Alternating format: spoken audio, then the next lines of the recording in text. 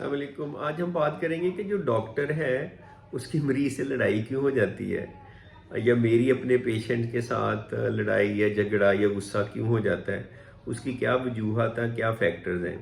तो मुझे सबका तो नहीं पता, मैं अपने आप को जहन में रख के जिन जिन बातों पे मैं मरीज़ों से नाराज़ हो जाता हूँ और फिर कभी कभी थोड़ी सी वो उनकी तरफ से भी नाराज़गी का इजहार होता है, वो किस वजह से होती है।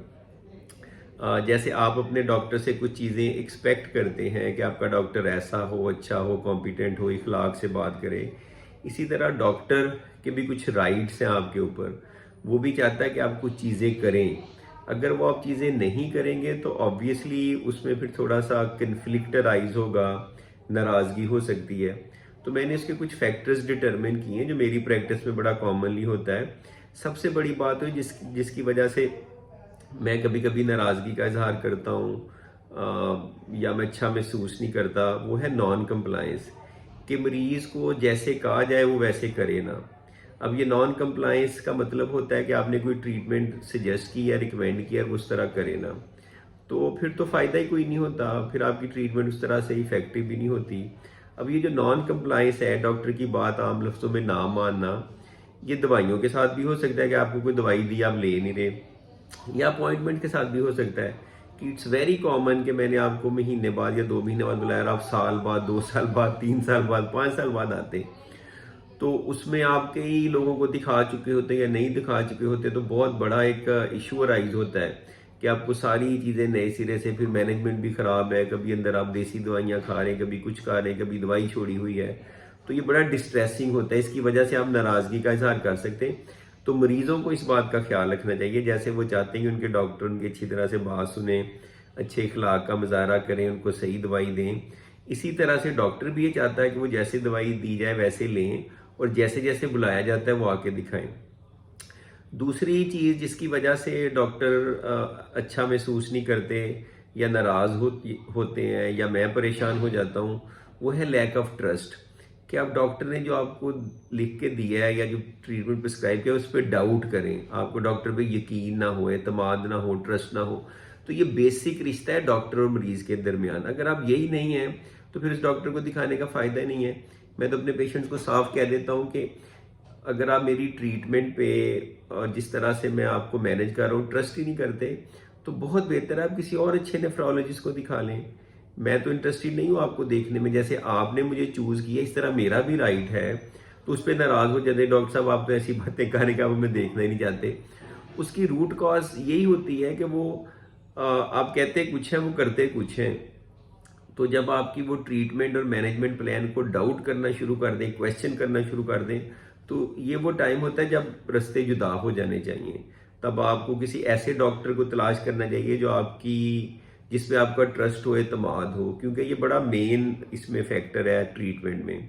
अगर आपको एतमाद नहीं है तो फिर आपकी ट्रीटमेंट वाकई सही नहीं होती।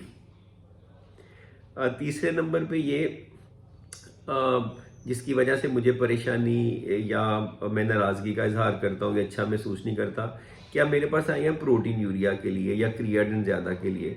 अब जब आपकी सारी एक्चुअल चीज़ की टेक केयर कर ली, मैनेजमेंट प्लान दे दिया, तो अब जो नॉन रीनल कंप्लेंट्स हैं कि आपको अब कॉन्स्टिपेशन की भी आपने बात करनी है, अब आपने आर्थराइटिस की भी बात करनी है, अब आपने इचिंग की भी बात करनी है, आपने बहुत सारी चीज़ें जिनका किडनी से ताल्लुक नहीं है अपेरेंटली, आप उनको भी डिस्कस करना चाहते हैं, जिससे ना तो वो आपकी स्पेशलिटी होती है जैसे मेरी, तो मुझे उसके सही ट्रीटमेंट प्लान भी नहीं पता।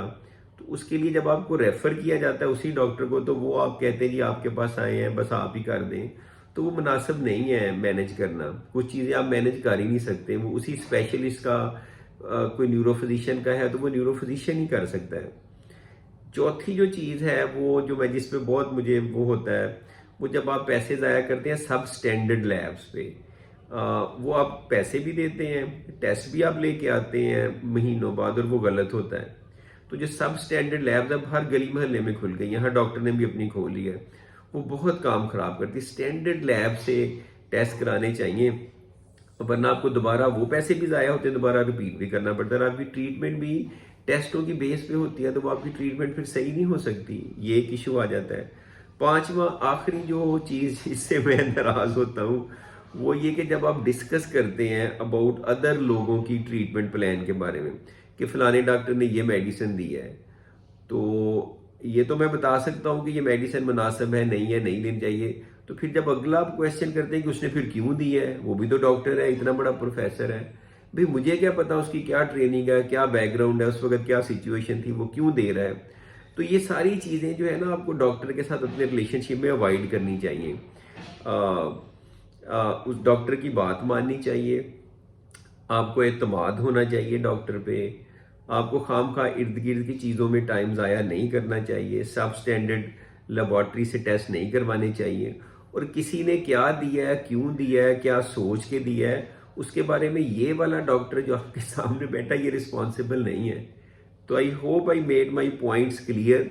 तो ये वो चीज़ें हैं जिनमें ना सिर्फ मेरी बल्कि काफ़ी अच्छे डॉक्टर्स की, एक्सपर्ट्स की अपने पेशेंट से नाराज़गी होती है, या वो गुस्से का इजहार करते हैं, या आपके ताल्लुकात ख़राब होते हैं। Thank you.